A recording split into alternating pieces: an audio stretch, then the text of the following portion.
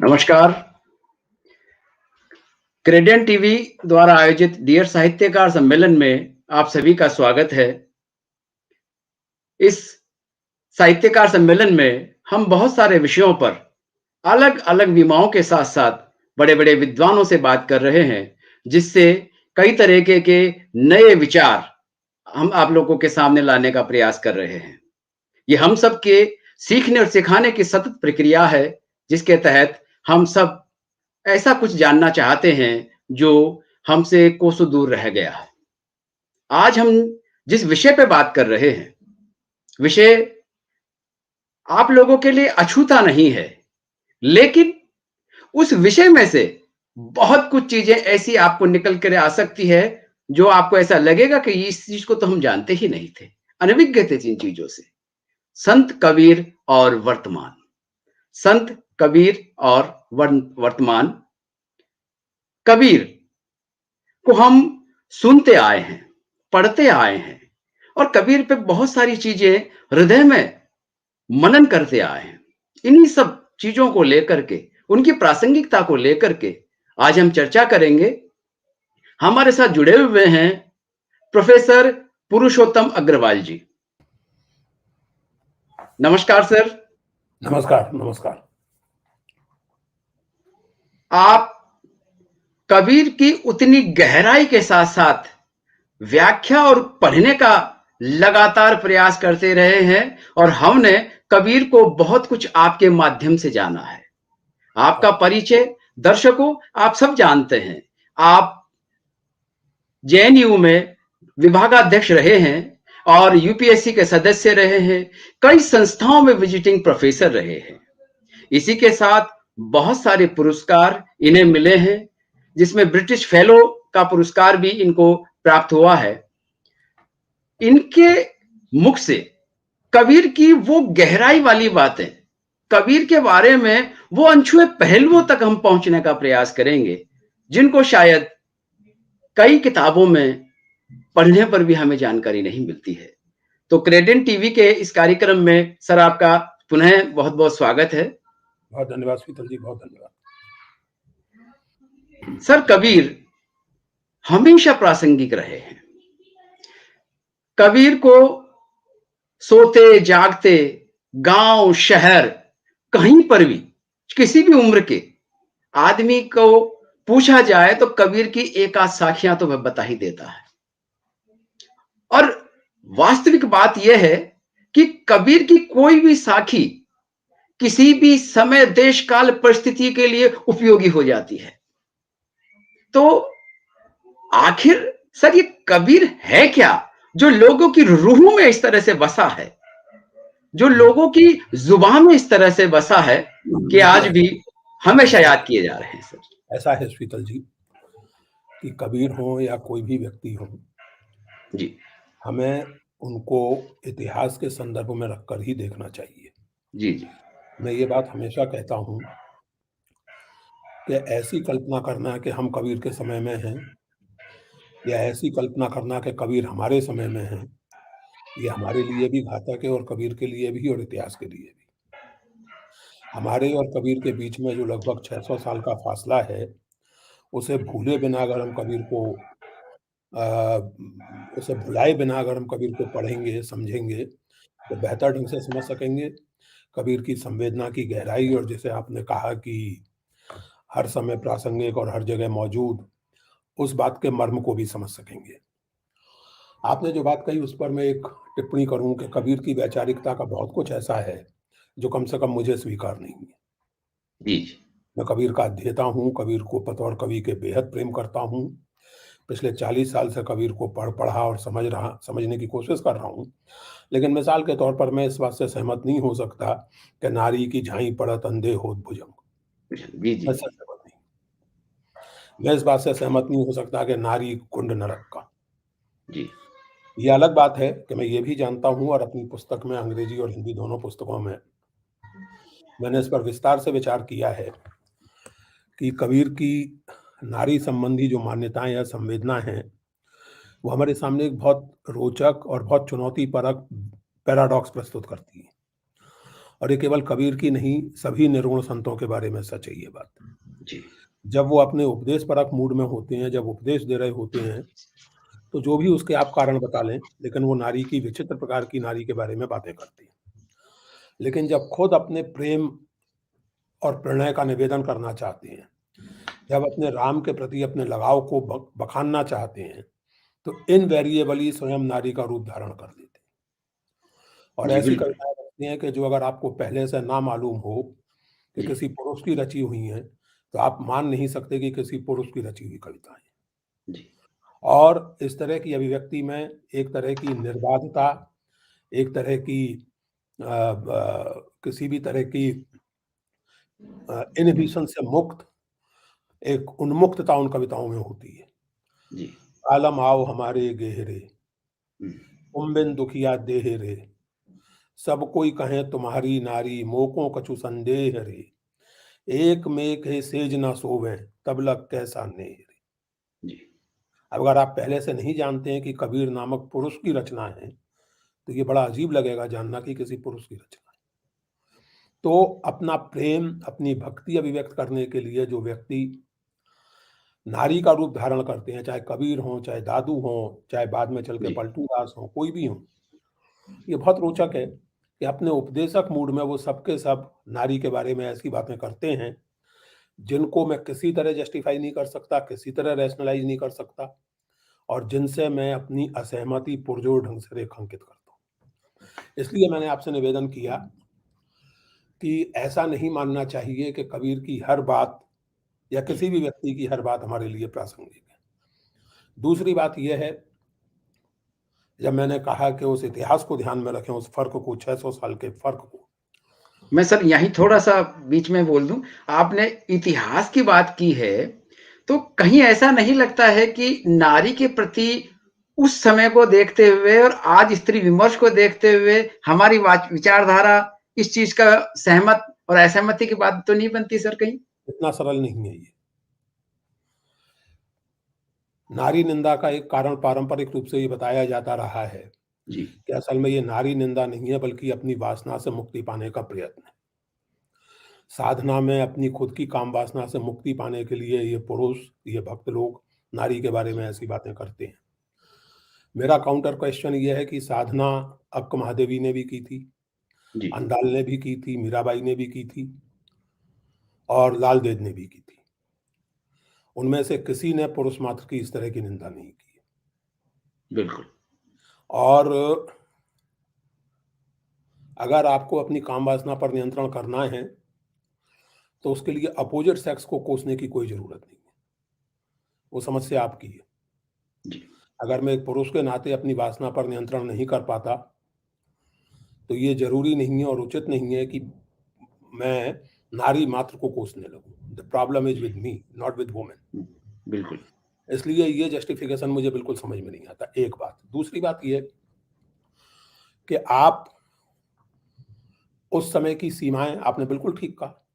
उस समय की सीमाओं को ध्यान रखना चाहिए, बिल्कुल ठीक कहा आपने और इसीलिए मैं इसके लिए आज कबीर को कोई निंदा का पात्र नहीं मानता, मैं कबीर को कैंसल नहीं करता, कबीर को डिसमिस नहीं करता।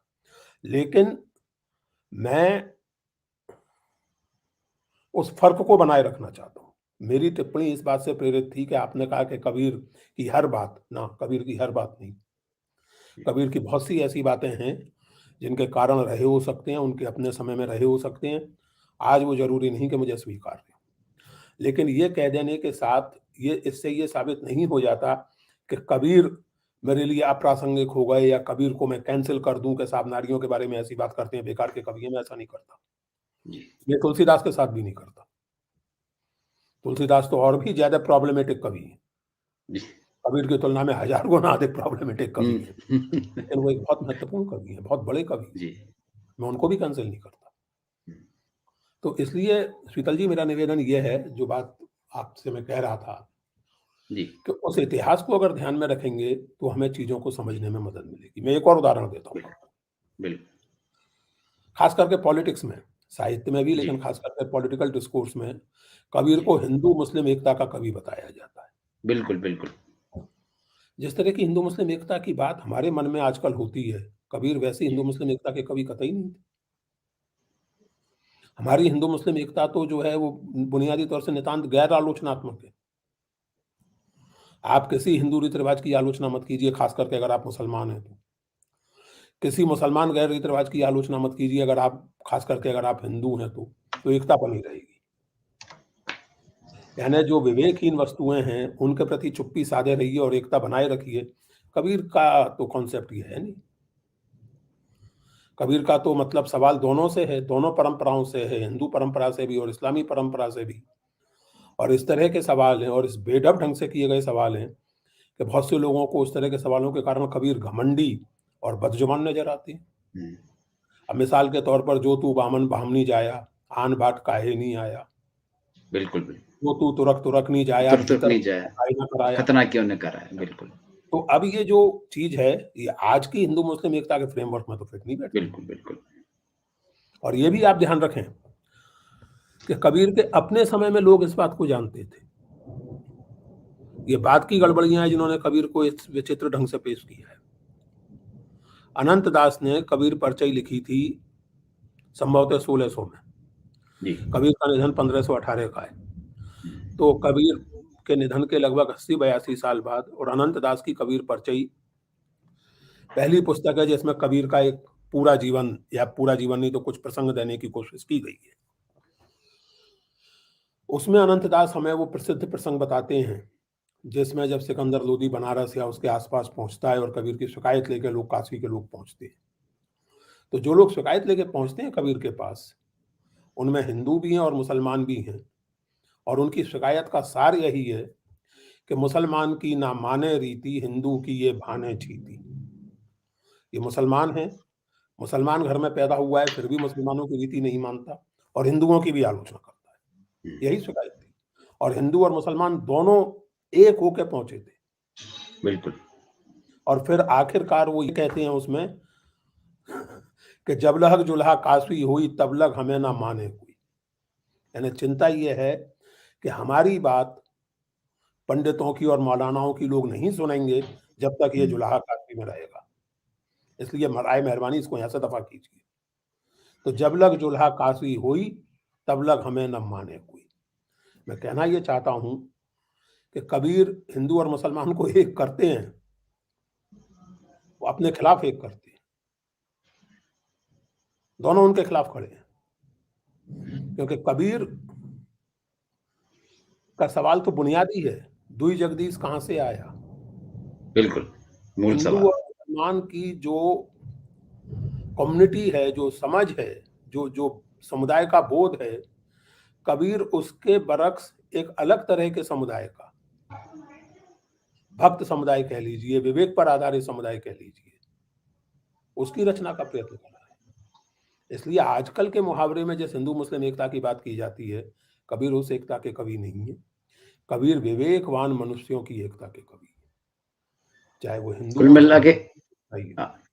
वो जड़ता के खिलाफ थे और तार्किक परंपरा स्वीकार्य थी, अतार्किक परंपरा उन्हें अस्वीकार्य नहीं थी। देखिए देखिए शीतल जी, सीधी-सी बात है। जी, कबीर के अगर कुछ कीवर्ड्स आप आइडेंटिफ़ाई करें, जो उनकी समूची रचना को समझने में एक कुंजी का काम देते हैं, कीवर्ड, बीज शब्द बिल्कुल। अगर आप जी, आइडेंटिफ़ाई करें, जी, तो ज़ाहिर है कि राम तो यहाँ से वहाँ तक व्याप्त है ही। बिल्कुल। और राम का क्या अर्थ है कबीर के यहाँ वो हम सब जानते हैं। उनके राम की अवधारणा एक अलग अवधारणा है, वो अवतार परक अवधारणा नहीं है, वो एक भिन्न प्रकार की अवधारणा है, निर्गुण राम या जो भी आप उसको कहिए। उसके अलावा जो उनके कीवर्ड्स हैं, वो हैं सहज, प्रेम और विवेक। विवेक सबसे महत्वपूर्ण है। बिल्कुल, प्रेम से बात शुरू होती है कबीर के यहाँ। कबीर के खुद के शब्दों को अगर याद करें, तो शुरुआत प्रेम से होती है। पिंजर प्रेम प्रकाशया, आंतर भया उजास, मुख कस्तूरी महमही, बानी फूटी बास। बस। बहुत सारे लोगों को लगता है कि कबीर कवि नहीं थे, उपदेशक थे, केवल आप जानते हैं, आप स्वयं हुँ, हुँ। विद्वान हैं, ठीक है। असल में कबीर बहुत गहरे बिल्कुल, गहरे दर्जे के कवि थे बिल्कुल। और इसलिए वो जानते थे और ये कहते थे कि पिंजर प्रेम प्रकाशया, अंतर भया उजास, मुख कस्तूरी महमयी, बानी फूटी पास। और एक बस, चीज़ और बिल्कुल। आपको बताऊँ डॉक्टर साहब, आप लोगों के जयपुर में ही आप लोगों के जयपुर के पास ही वो फ़तेहगढ़ या फ़तेहपुर नाम की जगह है, रियासत है, जी, जी। जहाँ से हमें वो फ़तेहगढ़। पांडुलिपि प्राप्त हुई है, जी, जिसे हम कबीर की रचना का प्राचीनतम लिखित रूप कह सकते हैं। जी। वो 1582 की पांडुलिपि है, हुँ, उसका नाम है पद सूरदास जी का और वो कुँवर छीतर जी के पढ़ने के लिए लिखी गई थी। ये सब जी, उसमें विवरण दिया हुआ है पांडुलिपि में। और ये जो पद सूरदास जी का नामक पांडुलिपि है, प्रकाशित भी हो चुकी है। आपका ये जो जयपुर का जो पैलेस म्यूजियम है वो छाप चुका है उसको। तो उस पांडुलिपि में मुख्यतः पद सूरदास के नाम ही है पद सूरदास जी का, लेकिन उसमें अन्य कवियों के भी पद हैं और 15 पद उसमें कबीर के हैं जी। और इसीलिए उसको कबीर की रचना का प्राचीनतम लिखित रूप माना जाता है अभी तक। उसमें एक पंक्ति है एक पद में शीतल जी, वो हमेशा याद रखनी चाहिए। छिन्मय बित से यह शरीरा, यही कारण पद रचे कबीरा। कबीर पदों की रचना इसीलिए करता है कि वो जानता है कि शरीर को एक ना एक दिन बिखर जाना है और जब नश्वर है, बिखरेगा तो क्षण भर में बिखरेगा। हाँ, फतेहपुर बिल्कुल, क्षण क्षण भर में बिखरेगा। इसीलिए पद रच रहा हूँ। ये कवि की इच्छा है, कवि की महत्वाकांक्षा है कि बिल्कुल। मेरे पीछे कुछ छूट जाए। मैं रोऊँ या जगत को मोकू रोवे ना कोय, मोकू रोवे सो जना जो सबद विवेकी होए। और संतों के जिसको यहाँ शब्द का शब्द विवेक विवेकी का होगा बड़ा महत्व है। जिसको शब्द का विवेक होगा वो मुझे रोएगा, वो मुझे याद जी, करेगा। सो विवेक इज़ क्रूसियल। वैष्णव भया तो क्या भया, बूझा नहीं विवेक। छापा तिलक बनाए के दग्ध्या लोक अनेक। लोगों को नहीं, मूर्ख बनाते हो बस छापा तिलक लगा के, विवेक तो तुम में है नहीं। तो असली चीज़ कबीर से अगर हम कुछ सीख सकते हैं या हमें सीखनी चाहिए वो यही है, विवेक। और वो विवेक की कसौटी स्वयं कबीर पर भी लागू होनी चाहिए। इसीलिए मैंने छूटते ही कहा कि कबीर की नारी निंदा को मैं कतई स्वीकार नहीं करता। As simple as that. बिना किसी तत्वथंबो के, बिना किसी इधर-उधर के, सही। वो स्वीकार ही नहीं। हुँ, सर, इस जी। विवेक का अगर समाज सुधार में भी उन्होंने प्रयोग किया है, तो ऐसे में हजारी प्रसाद द्विवेदी जी कहते हैं कि कबीर ने ऐसी बहुत बातें कही हैं, जिनसे समाज सुधार में सहायता मिलती है, पर इसलिए उनको समाज सुधारक समझना गलती है। देखिए ऐसे है में सॉरी, जी, सॉरी प्लीज़। जी, जी, आप कहिए मैं हाँ। हाँ, ऐसे में कहीं थोड़ा फ़र्क नहीं आ रहा है कि वो समाज सुधारक ही थे या एक संत ही थे? देखिए इसमें पंडित जी ने तो ये भी कहा है कि कबीर जी, मूलतः धर्मगुरु थे। जी, बिल्कुल। इसलिए उनकी कविता का आध्यात्मिक रस ही आस्वाद है। हुँ, काव्य तो उसमें बाई प्रोडक्ट की भांति बन गया है। हुँ, जैसे एक चीज़ बनाते-बनाते दूसरी चीज़ बन जाती है, उन्होंने उदाहरण बन भी दिया जाती है, है। हीरा बन जी, जाता जी, है। तो जी, वैसे कव काव्य तो उनके यहाँ बाई प्रोडक्ट की तरह आ गया है। आगे। अब ये जो चीज़ें हैं, ये इसलिए इस तरह की बातें पैदा होती हैं कि आप किसी के व्यक्तित्व को कंपार्टमेंटलाइज़ करके देखना चाहते हैं। हुँ, हुँ, कबीर इस अर्थ में समाज सुधारक नहीं थे कि समाज सुधार का कोई एजेंडा लेकर प्रचार करने निकले हों। जैसे मिसाल के तौर पे स्वामी दयानंद सरस्वती निकले थे या और हुँ, भी लोग राजा राममोहन राय या ज्योतिबा फुले कि भई एक समस्या है, एक समाज में कुछ कुरीतियाँ हैं, उनको आइडेंटिफ़ाई किया है, उनका विरोध करना है। इस अर्थ में कबीर समाज सुधारक नहीं थे। कबीर आध्यात्मिक साधक थे, लेकिन सवाल ये है कि आप किसी को कवि कैसे मानते हैं? हम लोग साहित्य के विद्यार्थी हैं। जी, हम किसी को कवि उसके दावों के आधार पे नहीं मानते। बिल्कुल। अब आजकल कवि सम्मेलन में लोग चुटकुले सुनाते हैं। हुँ, 4 लाइना सुना रहा हूँ, तो वो तो अपने आप को कवि ही मानते हैं, ज़रूरी नहीं कि मैं मानूँ। जी, हुँ, मैं भाषा के व्यवहार के आधार पर कवि मानूँगा किसी को, जी, ओके? तो ऐसी स्थिति में कबीर अपने आप को कवि कहते हैं, नहीं कहते हैं, दिस इज़ इर्रेलेवेंट। बिल्कुल। उनकी भाषा क्या कहती है? अब कहने को तो तुलसीदास जी भी कहते हैं कि कवित्व विवेक एक नहीं मोरे, सत्य कहूँ लिखि कागज कोरे। इस पर कोई शब्द से विश्वास कर लेगा क्या? कह रहे साहब ये तो खुद ही कह रहे हैं कि इन्हें कविता-वविता कुछ नहीं आती है, इन्हें काहे को कवि हम माने, कोई करेगा क्या ऐसा? नहीं, तो यानी जब कबीर ये कहते हैं कि तुम जिन जानो ये गीत है, ये तो निज ब्रह्म ब्रह्म विचार ले। विचार बिल्कुल। तो ब्रह्म विचार किस तरह की भाषा में किया जा रहा है? क्या वो भाषा उस तरह की है जिस भाषा में कठोपनिषद पर शंकराचार्य ने भाष्य लिखा? क्या वो भाषा उस तरह की है जिस भाषा में रामानुजाचार्य ने श्रीमद् भगवद गीता पर भाष्य लिखा? या वो भाषा कुछ अन्य प्रकार की है? तो उस लिहाज से अगर आप देखें तो कबीर मूलतः कवि है। कवि होने के नाते ऐसा क्यों माना जाए कि कबीर की चिंता केवल अपने भीतर की होगी, बाहर की नहीं होगी? ऐसा कौन पूरे कवि हो देश काल सकता की है होगी। जो जो समाज से इंटरैक्ट ना करता हो? ऐसा ना, कौन-सा कवि हो बिल्कुल। सकता है? जी, और वो चाहे तो भी देखिए श्रीधर जी, हम लोग साहित्य मैं बार-बार कह रहा हूँ, नितांत प्राइवेट भी अगर कविता लिखी जाती है, बिल्कुल।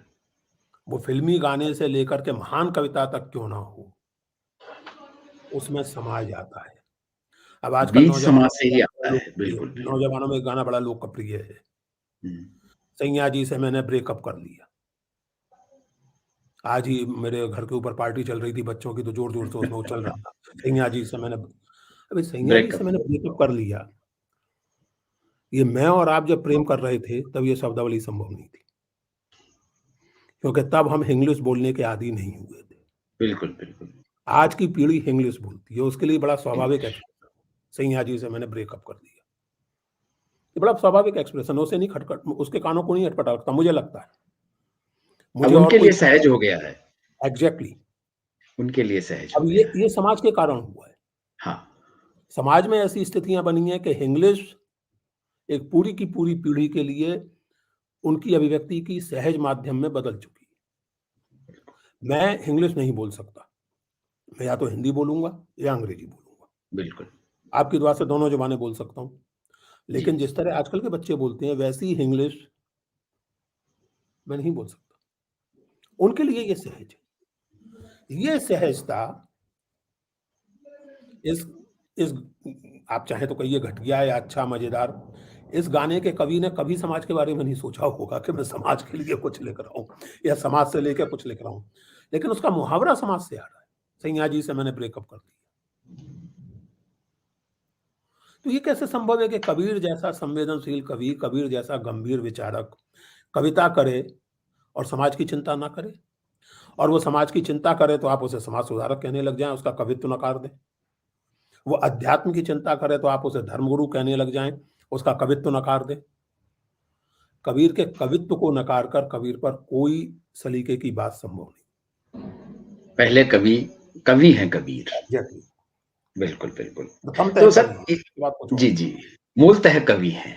जी, कबीर कबीर हैं, कवि हैं और पहले के कवि, आज के कवि और भी कई अलग-अलग तरीके का अगर उनको देखें, तो कबीर की गेयता के कारण आज उन्हें आज भी याद किया जा रहा है या उनके जो उसमें कंटेंट है, उसी को लेकर के। क्या लगता है, गेयता अगर नहीं होती तो आज भी वो प्रासंगिक हो पाते?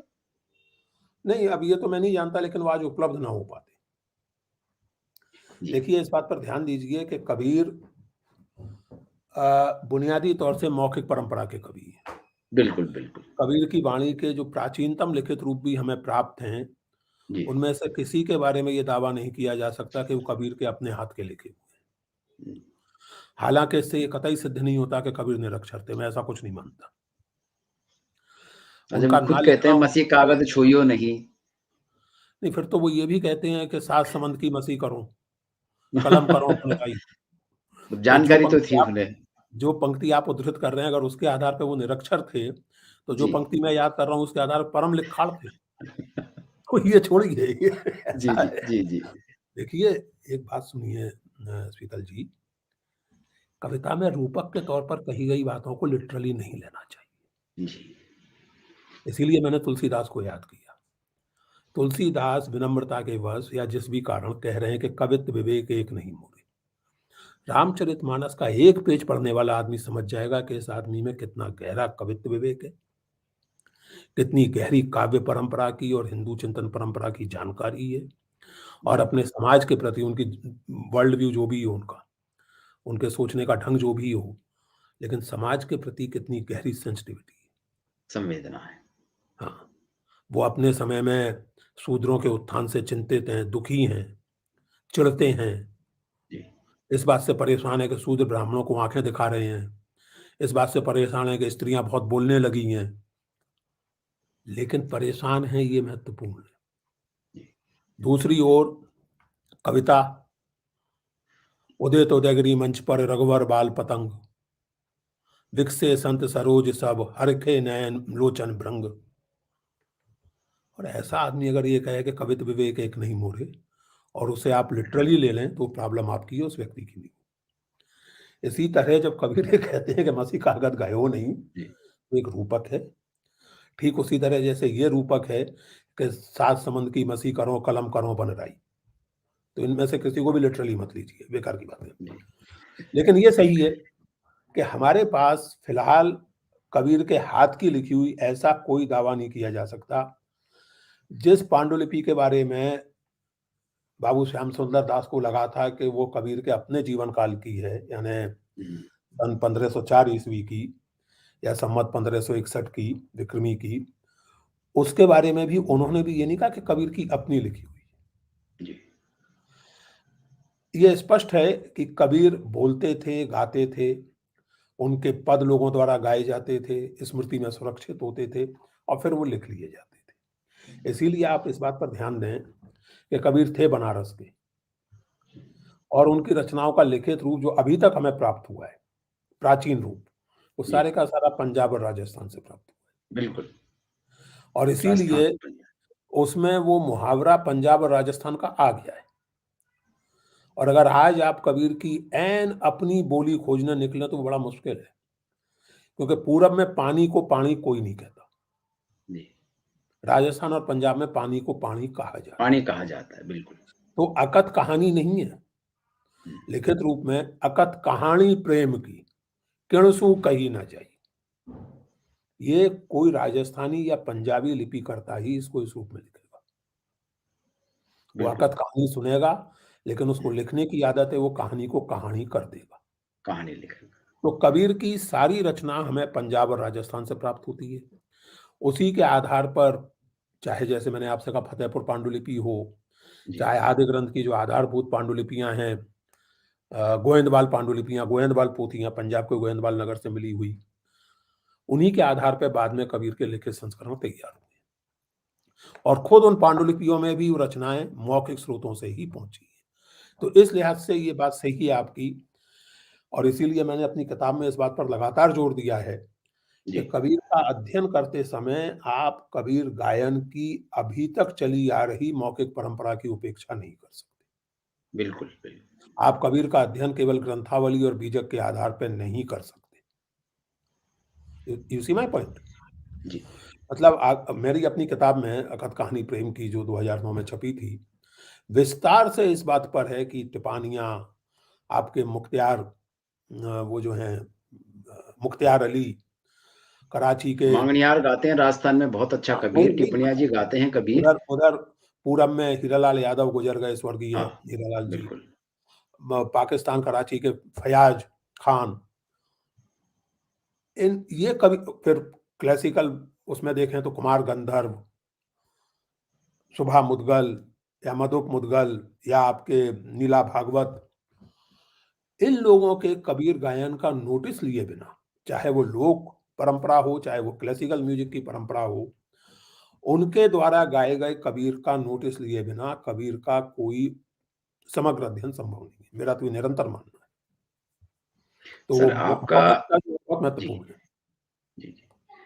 आपने सर एक बात कही कि राजस्थान और पंजाब का उनकी जो लिपिकारों ने किया उनके कारण रहा जैसा भी रहा, पर इसके अलावा भी कोई और कारण भी आपको अपने शोध में ऐसे पता चले कि ये कबीर और का कारण, भ्रमण राजस्थान और हाँ, कबीर बिल्कुल, पंजाब में ये ज़्यादा रहा या कुछ और कारण रहा? उनकी शिष्य परंपरा इधर ज़्यादा रही, ऐसा कुछ है क्या आधार सर इसका? हाँ, है। जी, एक तो पहले जो बात मैं कह रहा था, जो आपका सवाल उसकी तरफ एक बार और इशारा करता है। जी, ये जो श्याम सुंदर दास जी ने जिन पांडुलिपियों का उपयोग किया था कबीर जी, जी। ग्रंथावली तैयार करने में, बाद में फिर माता प्रसाद जी ने जिस पांडुलिपि का उपयोग किया अपनी अ पांडुलिपि तैयार करने में, अपनी ग्रंथावली तैयार करने में, ये बहुत ध्यान देने की बात है कि सारी पांडुलिपियाँ दादूपंथी साधुओं द्वारा तैयार की गई। ये बहुत ध्यान देने की बात है। दादूपंथियों में एक परंपरा थी पंचग्रंथी की। तो उसमें पंचग्रंथी नहीं, वो जी, पंचग्रंथी तो एक अलग शब्द है, लेकिन 5 कवियों की रचनाओं को एक साथ रखने की, और उसमें दादू तो होते ही थे और अन्य 3 कोई कवि हो सकते थे, कबीर उसमें अनिवार्य थे होते थे, एक बात। दूसरी बात, जैसे रज्जब दास की सरबंगी है या जी, गोपाल दास की सरबंगी है, ये दोनों राजस्थान के थे, जी। दादूपंथी थे दोनों। तो कबीर की रचनाओं का जो संकलन हुआ है, वो अधिकांशतः दादूपंथियों द्वारा किया गया है। दादू पंथ का प्रभाव तब से लेके अब तक गुजरात और राजस्थान में अधिक है, अधिक एक है। बात। जी, जी। दूसरे, कबीर की रचनाओं का जो संकलन हुआ, वो सिखों के यहाँ आदि ग्रंथ में हुआ। जो मैंने गोविंदवाल पोथी की बात की, तो जी, आदि ग्रंथ जो 1603 में तैयार हो गया था, उसमें कबीर की ढेरों रचनाएँ हैं। अब जो भ्रमण की बात है, देखिए कबीर की अपनी रचना में तो इसका कुछ अंदाज़ मिलता नहीं है कि वो कहाँ-कहाँ गए, कहाँ-कहाँ नहीं गए। लेकिन जो उनके समय के स्रोत हैं और किंवदंतियाँ हैं, उनसे ये प्रतीत होता है कि कबीर काफ़ी घुमक्कड़ व्यक्ति थे। जी। उड़ीसा तक गए थे, गुजरात गए थे, राजस्थान और पंजाब गए थे। तो ये संभव है कि केवल लिपिकारों के कारण नहीं, बल्कि यहाँ जिन लोगों ने प्रत्यक्ष रूप से कबीर को सुना और जिस रूप में उसको याद रखा, वो दर्ज हुआ हो।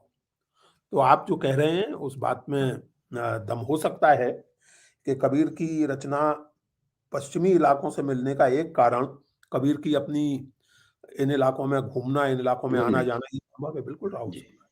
और जी, दादू जी। पंथ देखिए, दादू के यहाँ आप एक बात पे ध्यान दीजिए शीतल जी, दादू कबीर को जितने सम्मान से याद करते हैं जगह-जगह,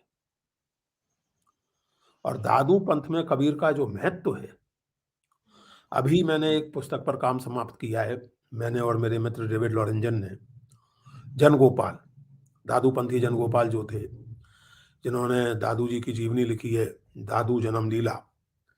उनकी दादू जन्म लीला पर जो हमने कुछ टिप्पणी की है, कुछ उनकी अन्य रचनाओं का अनुवाद किया है अंग्रेजी में। तो उसमें अगर आप देखें, तो कबीर की जो उपस्थिति है, वो एक मानक की तरह है। जी, दादू पंथियों के लिए कबीर एक मानक है, स्वयं दादू के लिए भी,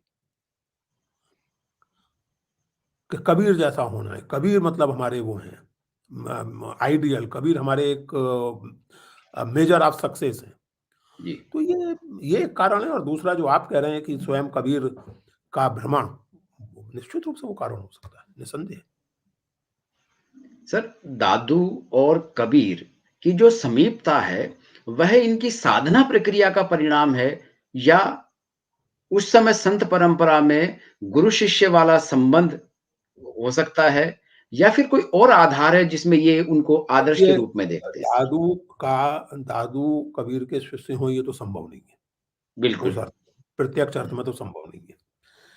कबीर के शिष्यों की जो बात की जाती है, तो हम केवल सूरत गोपाल साहब को, जो पूर्व आश्रम में पंडित सर्वजीत कहलाते थे, हालाँकि ये भी इतिहासकारों के बीच में संदिग्ध है, लेकिन फिर भी उन्हें हम कबीर का प्रत्यक्ष शिष्य मान सकते हैं। धर्मदास जी, जिन्होंने दामाखेड़ा में छत्तीसगढ़ में कबीर पंथ की स्थापना की, वो बिल्कुल। कबीर के 100 साल बाद हुए हैं, हुँ, और उनके कबीर के प्रत्यक्ष शिष्य होने का कोई सवाल ही नहीं पैदा होता।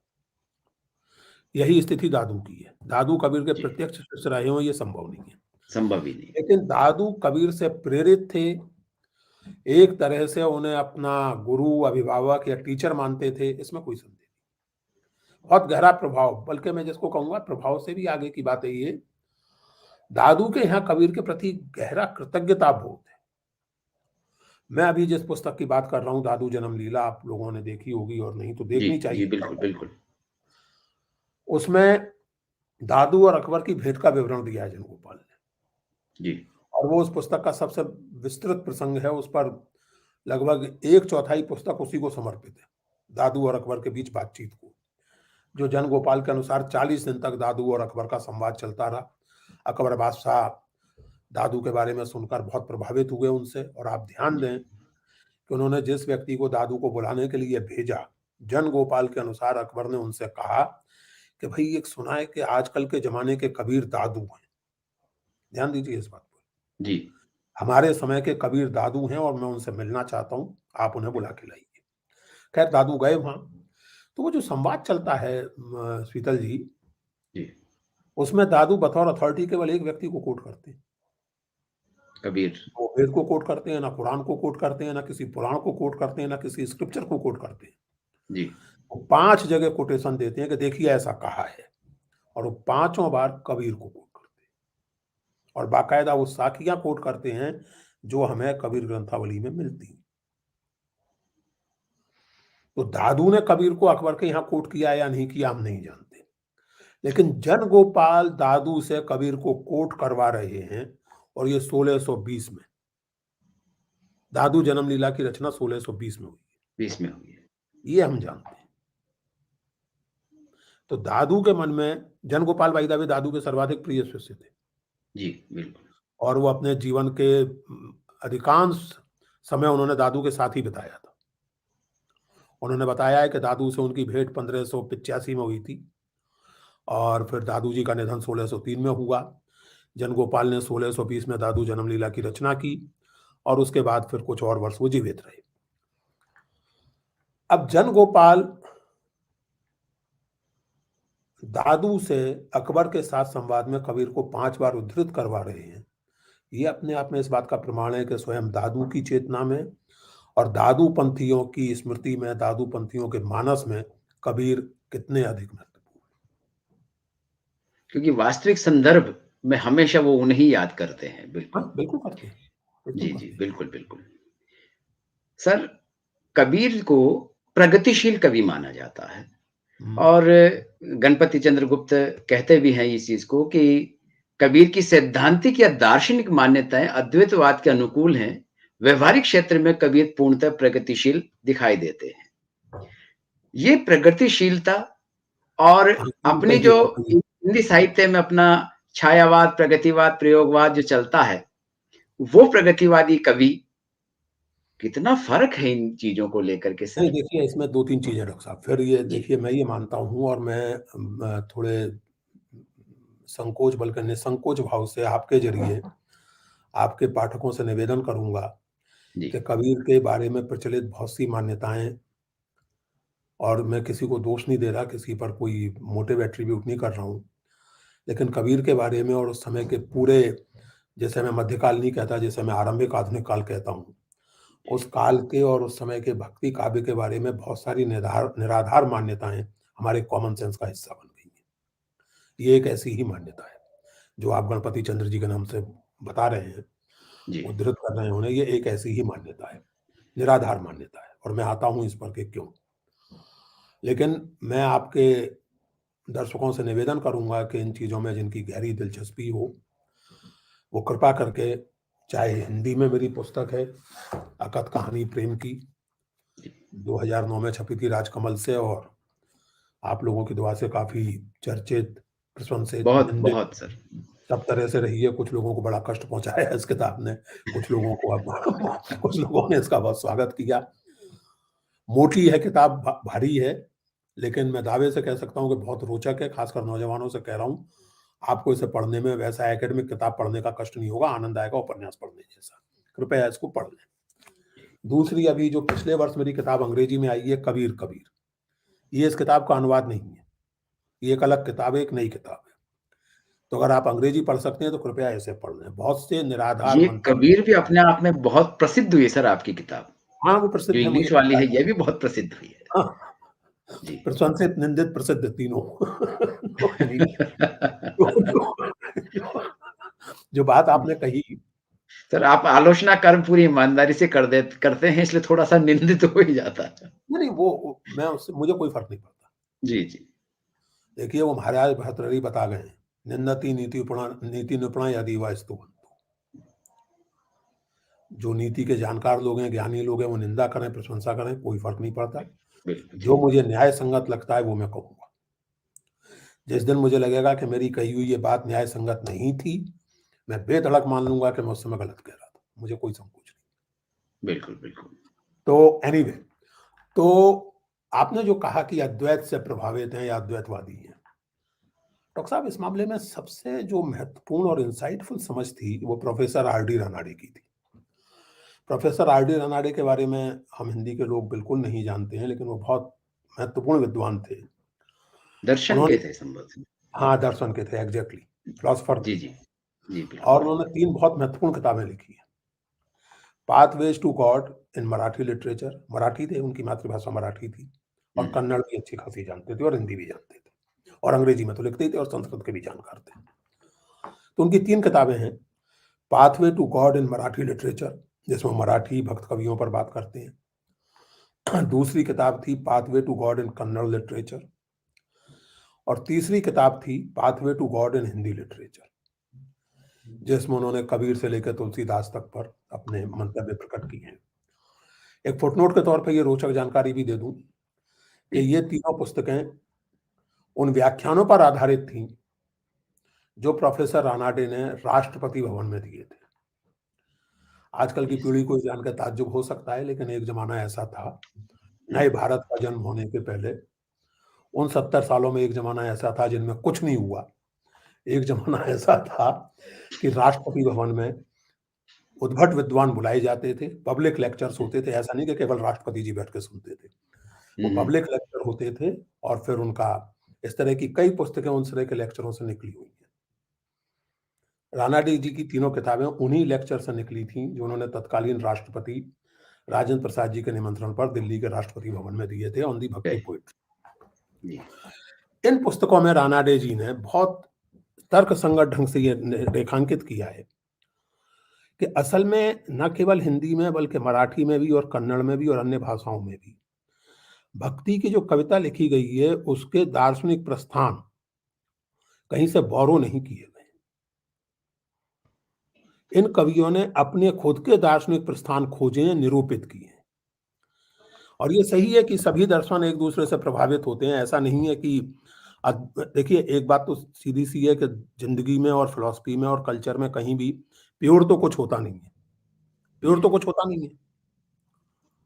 ऐसा तो है नहीं कि भई आप केवल कोट अनकोट प्योर हिंदी बोलेंगे और उसमें कोई और भाषा नहीं आएगी। ऐसा तो होता नहीं है। जी, तो बिल्कुल। ये सही है कि आप पॉइंट आउट कर सकते हैं, पकड़ सकते हैं कि साहब ये अद्वैत जैसी बात है, ये द्वैत अद्वैत जैसी बात है, विशिष्ट अद्वैत जैसी बात है। लेकिन अगर आप गहराई से पढ़ें और समग्रता में पढ़ें, तो आप पाएँगे कि कबीर और दूसरे निर्गुण संत, रानाडे जी के अनुसार तो तुलसीदास तक, जो निर्विवाद रूप से विशिष्ट अद्वैत से प्रभावित माने जाते हैं। जी, रानाडे जी का कहना ये है कि तुलसीदास तक मौलिक स्थापनाएँ करते हैं दर्शन के स्तर पर, ब्रह्म के निरूपण के स्तर पर, जी, और कुछ अन्य स्तरों पर। इसलिए ये कहना कि वो अद्वैतवादी हैं, ये मुझे बहुत प्रॉब्लमैटिक लगता है। जी, वो शंकराचार्य के अनुयायी होने के अर्थ में अद्वैतवादी नहीं है। उनकी अपनी फिलॉसफी है, उनका अपना जीवन दर्शन है। और एक बात लगे हाथ ये कह दूँ, चूँकि फिलॉसफी का अध्ययन किया है मैंने, इसलिए मैं जानता हूँ कि फिलॉसफी में जो सबसे महत्वपूर्ण चीज़ होती है, जिसके आधार पर किसी फिलॉसफर का क्या है वो ये निर्धारित होता है, वो ये नहीं होती कि उसकी मेटाफिज़िक्स क्या है, उसकी तत्व मीमांसा क्या है। सबसे जी, महत्वपूर्ण है कि उसकी ज्ञान मीमांसा क्या है, उसकी एपिस्टेमोलॉजी क्या है। जी, आप ज्ञान कैसे प्राप्त करते हैं और ज्ञान के क्षेत्र में प्रमाण कैसे मानते हैं। बिल्कुल। आप ध्यान दें कि कबीर वेद को प्रमाण नहीं मानते, कबीर कुरान को भी प्रमाण नहीं मानते। ये सब के सब निर्गुण भक्त ये प्रमाण की एक नई अवधारणा प्रस्तुत करते हैं। ये अनुभव के आधार पर अर्जित विवेक को प्रमाण मानते हैं। और इस लिहाज से नामवर सिंह का जो डिस्क्रिप्शन है इन संतों की ज्ञान मीमांसा का, वो बिल्कुल सटीक है। अनुभव सम्मत विवेकवाद, फिलोसॉफिकल इडियम में जिसको कहेंगे एम्पायरिकल रैशनलिज्म, जी, अनुभव सम्मत विवेकवाद। तो मैं कबीर और अन्य निर्गुण संतों को अद्वैत या द्वैतवादी नहीं, अनुभव सम्मत विवेकवादी मानता हूँ। और जैसा मैंने आपसे कहा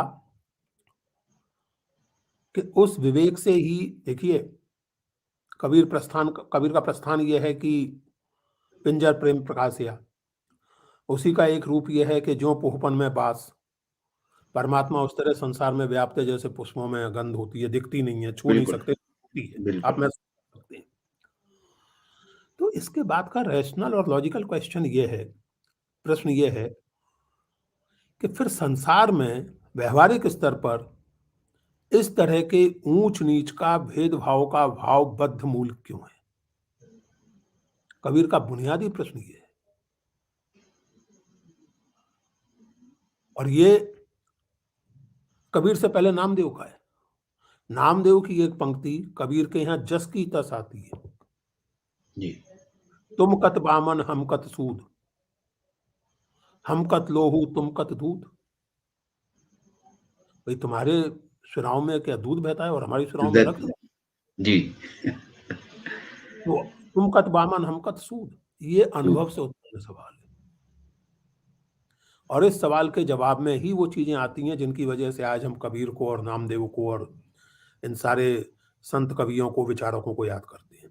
इसीलिए मेरी अंग्रेजी किताब का शीर्षक है डॉक्टर साहब, पोएट फिलोसोफर। जी। मैं कबीर को एक फिलोसॉफिकल पोएट या एक पोएटिक फिलोसोफर मानता हूँ। और मैं ये नहीं मान पाया अपने अध्ययन के आधार पर कि उन्हें अद्वैत या द्वैत या विशिष्ट अद्वैत के खांचे में फिट किया जा सकता है। जी। रानाडे जी तो तुलसीदास तक को फिट करने को तैयार नहीं है, कबीर की बात तो कुछ वो सर प्रगति कह रहे हैं प्रेमचंद गांधी के जी। ऐसे लेक्चरों पर आधारित कई किताबें, जैसे एक बहुत इंपॉर्टेंट, अभी मैं नाम भूल रहा हूँ, दक्षिण भारत के वो सज्जन थे, उन्होंने जी। कमाल का लेक्चर दिया था। वो कुछ ज्योग्राफी या भक्ति, कि किस तरह भक्त कवियों ने सारे भारत का भ्रमण किया। मुझे नाम याद आएगा तो बताऊंगा। वो अद्भुत व्याख्यान था जी। जी। वो भी वहीं राष्ट्रपति भवन में दिया गया था। और वो दिया गया था तब जब इंदिरा जी प्रधानमंत्री बन चुकी थी। यानी वो सिलसिला जो है आपके 7वें 8वें दशक तक जारी था। चला। उसके बाद की भगवान जाने। आगे चलिए। सर वो मैंने एक क्वेश्चन के साथ साथ दूसरा भी प्रगतिशील और प्रगतिवाद के बारे में भी चर्चा की अरे थी। देखिए, उसमें तो देखिए एक प्रगतिवाद जिसे हम कहते हैं, वो एक खास वैचारिक आग्रह पर आधारित आंदोलन को दे दिया गया शब्द है। जी। अब जैसे प्रेमचंद ने जैसे कहा था कि साहित्य तो स्वभाव से प्रगतिशील होता है, लेकिन जब हम प्रगतिवाद शब्द की बात करते हैं तो प्रगतिवाद हिंदी साहित्य के इतिहास में, अब जैसे छायावाद, वो एक खास टेक्निकल टर्म बन गया है।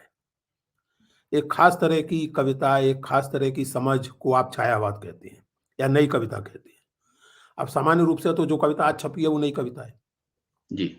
लेकिन जब आप हिंदी साहित्य के इतिहास में बात करते हैं तो इस शब्द का एक टेक्निकल टर्म के रूप में प्रयोग करते हैं। एक कालखंड विशेष की कविता को आप नई कविता कहते हैं। उसके बाद की कविता को नई कविता के बाद की कविता या जो भी आप कहते हैं। उसी तरह कबीर एक सहज कवित्व के अर्थ में प्रगतिशील हैं और अपने सामाजिक दृष्टिकोण में प्रगतिशील हैं, क्योंकि वो अनुभव सम्मत विवेकवादी, क्योंकि वो अपने सामाजिक और व्यक्तिगत अनुभवों के आधार पर जो सवाल उठाते हैं उनका उत्तर बने बनाए ज्ञान मीमांसा परक ढांचे में संभव नहीं। इस अर्थ में जो 20वीं सदी का प्रगतिवाद है उसका कबीर से संबंध है। वो कबीर से बहुत कुछ सीखता है, उसने सीखा भी है। लेकिन इस अर्थ में कि 20वीं सदी का प्रगतिवाद एक खास राजनीतिक दृष्टि का साहित्य में प्रस्फुटन या साहित्य में अभिव्यक्ति था, वो कबीर से अलग हो जाता है। तो कबीर की प्रगतिशीलता और ये जो प्रगतिशील लेखक संघ की प्रगतिशीलता है, इसमें कुछ समानता है तो अंतर भी बहुत बड़ा है। जी। जी। सर कबीर को हम कई विमाओं में देखते हैं। एक तरफ वो वैज्ञानिकता को, तार्किकता को आगे लाते हैं, अंधविश्वास को दूर करते हैं। आडंबरों पर लगातार उनकी तीखी प्रक्रिया होती है। ऐसी स्थिति में उस समय के भारत और आज के भारत में बहुत परिवर्तन है। भारत में वैज्ञानिकता आने की कोशिश अलग तरीके से हो रही है, लेकिन अगर अनेकता में एकता का आधार के रूप में कबीर को देखते हैं। ये बताइए डॉक्टर साहब, हमारे पास समय कितना है? क्योंकि समय अभी 40 सर अपने पास 10 मिनट है सर। 10 हाँ, तो मिनट है फिर अभी ये हमारे पास। आप जो प्रश्न पूछ रहे हैं उसका उचित और समुचित उत्तर देना मेरे लिए संभव नहीं है इतने कम समय में। क्योंकि यहाँ जो आपके दर्शकों के 2-3 सवाल आए हैं, उनको भी मैं एड्रेस करना चाहता हूँ। जी, जी। लेकिन संक्षेप में आपने बहुत महत्वपूर्ण सवाल उठाया है। जी, देखिए, वैज्ञानिकता एक स्तर पर कबीर के ज़माने से बहुत आगे बढ़ी हुई है, जी, लेकिन एक दूसरे स्तर पर केवल भारत में नहीं बल्कि दुनिया भर में पिछले कुछ वर्ष वैज्ञानिकता या आधुनिकता के प्रत्यावर्तन के वर्ष हैं। जी। और दुखद ये है कि आज अगर कबीर होते और जैसी बातें वो करते थे वैसी करते, तो या तो अंदर होते या पिट रहे होते। वो तो बात ये है। जी, जिस भारत में आप इस समय वैज्ञानिकता की बात कर रहे हैं मित्र, ये मत भूलिए कि उसी भारत में ये बताया गया है कि गौमूत्र से कोरोना ठीक हो जाता है। और ये भी बताया गया है कि गोबर लपेट लेने से और भी पक्के तौर से ठीक हो जाता है। और ये भी बताया गया है एक स्वामी जी के द्वारा कि उनकी इच्छा होती है तो वो सूर्योदय जो है हाथ के इशारे से 20 मिनट के लिए रोक देते हैं। और ये कहने वाले स्वामी जी पढ़े लिखों के स्वामी जी हैं, मेरे आपके जैसे लोगों के नहीं हैं, क्योंकि वो केवल अंग्रेजी में प्रवचन करते हैं। और उनके भक्तों में मैनेजमेंट वाले, टेक्नोलॉजी वाले, डॉक्टर, फलाने-ढिमके और वो सब इस मूर्खतापूर्ण बात पर तालियाँ बजाते हैं, गदगद होते हैं और मेरे जैसा कोई व्यक्ति ट्विटर पर थोड़ी खिल्ली उड़ा देता है इसकी तो जान के पीछे पड़ जाते हैं। तो सो मच फॉर वैज्ञानिकता इन कंटेम्परेरी इंडिया। इसलिए ये जो है मामला लंबी चर्चा की माँग करता है, जी, जिसका दुर्भाग्य से अपने पास अब समय नहीं है। लेकिन जी, मैं ज़रूर जी, करना चाहूँगा बात मौका मिलेगा तो। जी, जी, लेकिन ये वैज्ञानिकता और आधुनिकता के एक तरह से पीछे लौटने का भी समय है। आप कल्पना कीजिए डॉक्टर साहब, आप खुद जी, सोचिए। यानी एक नेशनल न्यूज़ चैनल पर मज़ाक की तरह नहीं बल्कि गंभीरता से ये कहा जाए कि साहब नए करेंसी नोटों में इलेक्ट्रॉनिक चिप लगी हुई है जी। और जिसकी वजह से ब्लैक मनी 100 मीटर की गहराई तक सैटेलाइट के द्वारा पकड़ लिया जाएगा और लोग इसे एक गंभीर खबर की तौर से सुने। लोग कोरोना से इलाज के लिए गोमूत्र पार्टियाँ आयोजित करें और टीवी पत्रकार उनसे जाके गंभीरता से बात करें। मैं कोई टिप्पणी नहीं कर रहा किसी पर, जिसकी आस्था है वो गोमूत्र पिए मेरी भला से, दिन भर गोमूत्र पीता रहे मेरी भला से। लेकिन ये वैज्ञानिक का प्रमाण तो नहीं है। मुझे गोमूत्र से जी, कोई ऐतराज़ नहीं है, मैं बिल्कुल। मानता हूँ कि कोई भी वैज्ञानिकता का सीधा-सा मतलब है कि कोई भी स्टेटमेंट आप दे रहे हैं, तो उसे वैज्ञानिक विधि को फेस करने के लिए तैयार होना चाहिए। जी, बिल्कुल। विज्ञान में न्यूटन की भौतिकी के नियमों में आइंस्टाइन ने और नील्स बोर ने, पहले आइंस्टाइन ने और फिर आइंस्टाइन की भौतिकी में नील्स बोर ने जी, दुनिया भर का उलटफेर कर दिया, किसी की भावनाएँ नहीं आहत हुई। यहाँ तो ये जो मैंने आपके टीवी पे कहा इसी से मुझे डर लग रहा है कि लोगों की भावनाएँ आहत हो जाएँगी और मतलब मुझे और साथ-साथ आपको भी गरियाने के लिए लोग उत्सुक हो जाएँगे। गाय ऑक्सीजन छोड़ती है। अरे भई! जी, जी, और ये सब चीज़ें आप कह रहे हैं और ये पॉपुलर डिस्कोर्स का हिस्सा बन रही हैं। इसलिए बंधु इस समाज में और केवल यहाँ नहीं, अमेरिका में कोरोना के दिनों में राष्ट्रपति के पद पे बैठा हुआ व्यक्ति कह रहा है कि डेटॉल पी लेने से कोरोना ठीक हो जाएगा। 2-4 लोग पी भी लेते हैं, मर भी जाते हैं और वो आदमी कह देता है, "अरे! मैंने तो मज़ाक किया था।" अब लॉजिक क्या है कि चूँकि डेटॉल से सब कीटाणु मर जाते हैं, तो कोरोना का कीटाणु भी मर जाएगा। उससे कमोड साफ हो जाता है, तो आपका पेट भी साफ हो जाएगा। हम and this man was the president of United states. Sir एक भाषा को या उनकी सहजता को लेकर भी एक छोटा-सा प्रश्न है कि कबीर बहुत सहज हैं, गई परंपरा में बहुत आगे चलते हैं और हर आदमी को समझने-समझने के लिए अवसर देते हैं। लेकिन साथ ही उनकी उलट-बासियाँ भी आ जाती है। ऐसा क्यों करते हैं सर कबीर? कबीर देखिए, कबीर की उलट-बाँसियों को बहुत ब्रीफ़ली मैं कहूँ तो आध्यात्मिक संकेतों के तौर पर पढ़ा गया है जी, और हालाँकि मैं उससे बहुत कन्विंस नहीं हूँ, मैंने अपनी किताब में उस पे विचार भी किया है। लेकिन आप आध्यात्मिक संकेतों के तौर पर पढ़िए, मुझे कोई ऐतराज़ भी नहीं है। मैं स्वयं उलट-बाँसियों को उस रूप में पढ़ता हूँ, जैसे आजकल हम एब्सर्ड पोएट्री कहते हैं। आस-पास की जो एब्सर्डिटी है, जो विचित्रता है, उसको व्यक्त करने के लिए मुझे लगता है कि उलट-बाँसी एक बहुत ही बेहतरीन माध्यम है। और कबीर की और चीज़ें प्रासंगिक हों या ना हों, आज उनकी उलट-बाँसियाँ बहुत प्रासंगिक हैं। बिल्कुल। जैसे जब उनकी एक कविता में जब वो कहते हैं कि वो धौल मंदलिया बैल रबाबी, भैंसा नृत्य हुँ, करावे, पहन चोलना गधा नाचे भैंसा नृत्य करावे। और वो सिंह जो है बैठा हुआ पान सुपारी कतर रहा है और वो चूहा जो है वो गिलौरियाँ सर्व कर रहा है। पूरा चित्र ज़रा अपने सामने आप रखिए। जी। क्या बहुत सारे अपने आप को सिंह समझने वाले लोग आपको पान सुपारी कतरते नज़र नहीं आ रहे? क्या सचमुच ऐसा बिल्कुल। नहीं है कि जो जो क्या सचमुच ऐसा नहीं है कि भैंसा जो है डांसिंग कॉस्ट्यूम पहन के डांस कर रहा है या करवा रहा है? और इस सब के अंत में उदरी वपुरी मंगल गावे किछु आनंद पावे। बेचारी चुईया ये सब देख रही है, इसी को देख के हँस भी रही है, इसी में कुछ आनंद ले रही है। क्या सत्ता तंत्र के सामने इस समय हमारी स्थिति लगभग वैसी ही नहीं है? उदरी तो वपुरी ये मंगल गावे। उनकी दूरदर्शिता को आप एक ये साथ ये जोड़ रहे हैं ये सर। दूरदर्शिता नहीं है उनकी, ये मेरी रीडिंग है। जी, कबीर के सामने ट्रंप और पुतिन और नरेंद्र मोदी और इंदिरा गांधी नहीं थे। ना जी, जवाहरलाल नेहरू थे, ना महात्मा गांधी थे। बिल्कुल। ऐसी कोई दूर मैं कबीर को नॉस्ट्राडामस नहीं मानता कि वो भविष्य देख रहे थे। लेकिन आप कबीर की कविता को कविता किसी भी कवि की हो और कबीर जैसे बड़े कवि की कविता तो निश्चय ही एक स्पेस छोड़ती है। इसीलिए वो प्रासंगिक लगती है आपको। जी, वो एक स्पेस छोड़ती है कि आप अपने समय को भी उसमें पढ़ सकते हैं। जी, जी। और कबीर की उलटमासी ऐसी कविता है जिसमें आप अपने समय को पढ़ सकते हैं। अब डॉक्टर बिल्कुल, साहब जो बिल्कुल सवाल सर। आए हैं उनमें से 2-1 सवाल जी, मुझे जी, रोचक लगे। प्लीज़। जी सर। वो लेकिन मुझे दिख नहीं रहे अब। कहाँ गायब हो गए? वो 1-2 सवाल मुझे लगे थे अच्छे कुछ अगर यहाँ दिखें तो। वो स्क्रॉल हो गए होंगे सर, वो लगातार हाँ, चलते संत थे वो। कभी भी स्थूल से सूक्ष्म की ओर बढ़ रहे हैं, ये लोक से पारलौकिक यात्रा ठीक है। और कौन-सा सवाल था? देखिए, इहलोक से पारलौकिक इहलोक और परलोक दोनों सधते हैं एक साथ वरना दोनों में से कोई नहीं सधता। जी, केवल परलोक के चक्कर में इहलोक की उपेक्षा ना किसी को करनी चाहिए, ना कोई कर मतलब समझदार व्यक्ति तो नहीं करता। और जो एक सूक्ष्म स्थूल की बात है, तो कबीर तो इस मामले में बहुत क्लियर है। भीतर बाहर सबद निरंतर।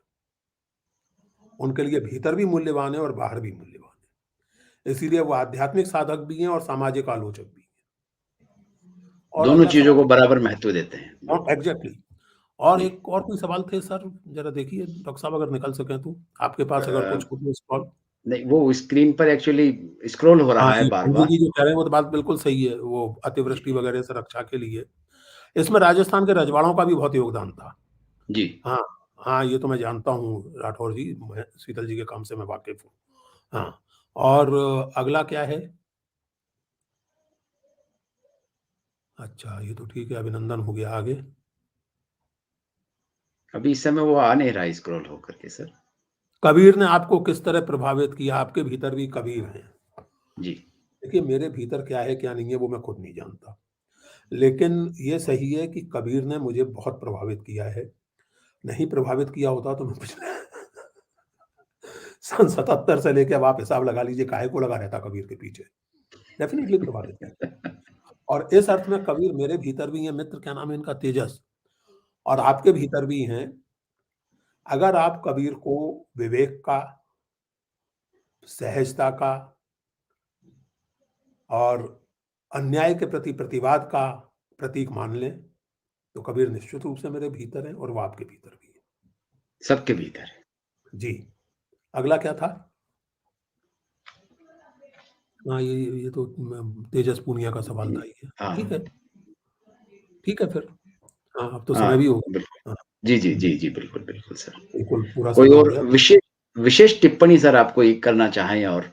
नहीं, मैं कोई मुझे जी, केवल ये कहना है कि एक तो आपसे बात करके मुझे बहुत अच्छा लगा, बहुत जी, जी, आनंद आया कृपा में आपके साथ बात करके। आपकी विशेष कृपा मुझ पर रही सर। दूसरे ये जो आयोजन रहा इसमें रहना बहुत अच्छा लगा और इसके लिए मैं जी, क्रेडेंट टीवी और मित्रों का आभारी हूँ और मुझे इसके लिए निमंत्रित किया इन्होंने, राकेश जी ने, इसके लिए उनका आभारी हूँ। आशा है एक बात मैं ज़रूर कहूँगा जो आजकल मैं हमेशा कहता हूँ, जी, क्योंकि आजकल भावनाएँ बहुत नाज़ुक हो गई हैं। भगवान भी नहीं जानता कि कब किसकी भावना आहत हो जाएगी। इसलिए मेरा केवल एक निवेदन है कि अगर आप में से किसी की भावना मेरी किसी बात से आहत हो गई हो, तो कृपा करके मुझे क्षमा कर दें और चाहें तो बदले में आप मेरी भावना आहत कर लें। मेरी भावनाएँ सौभाग्य से उतनी नाज़ुक नहीं हैं, आसानी से आहत नहीं होती हैं। लेकिन ये जो भावनाओं के आहत होने का तमाशा है, इससे हम लोग बाहर निकलें। और अभी एक मित्र ने कहा कि कबीर का मैंने कई दोहे तो पढ़े और जो पढ़े वो सब मेरे प्रिय ही दोहे ही थे। जो भी मैंने आपके सामने अभी पढ़े, बोले वो सब मेरे प्रिय दोहे थे। जी, जी। लेकिन जो बड़ा प्रिय और एक तरह से कबीर के आत्म वक्तव्य का सबसे मार्मिक वक्तव्यों में से एक मुझे लगता है, उसे मैं फिर से पढ़ देता हूँ। जी, जी। और वो मान के चलना चाहिए कि शायद कबीर ने अपने जीवन के अंतिम दिनों में या कभी भी कहा हो सकता है, भगवान जाने। जी, जी। मैं रोऊँ या जगत को, मोकूँ रोवै ना कोय, मोकूँ रोवै सो जना जो सबद विवेकी होय। तो हम सब शब्द विवेकी होने का प्रयत्न करें, ताकि कबीर को ठीक से याद करने के अधिकारी बन सकें। धन्यवाद आप लोगों का। बहुत-बहुत धन्यवाद सर। आपने हमें अपने विवेक से वाकिफ़ कराया था कि हमारे अंदर भी जो विवेक कभी-कभी शांत हो जाता है, वह जागृत हो जाता है और एक तरीके से ऐसी स्थिति है जो वैज्ञानिकता से परिपूर्ण डोज़ की तरह हम लगातार आपसे लेते रहें और दर्शक इससे बहुत कुछ जान पाए होंगे, कई अलग-अलग विमाओं को जान पाए होंगे।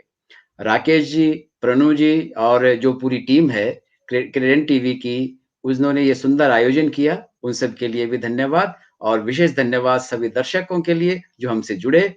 सर नमस्कार, सभी दर्शकों को बहुत नमस्कार। धन्यवाद आपको। नमस्कार, नमस्कार।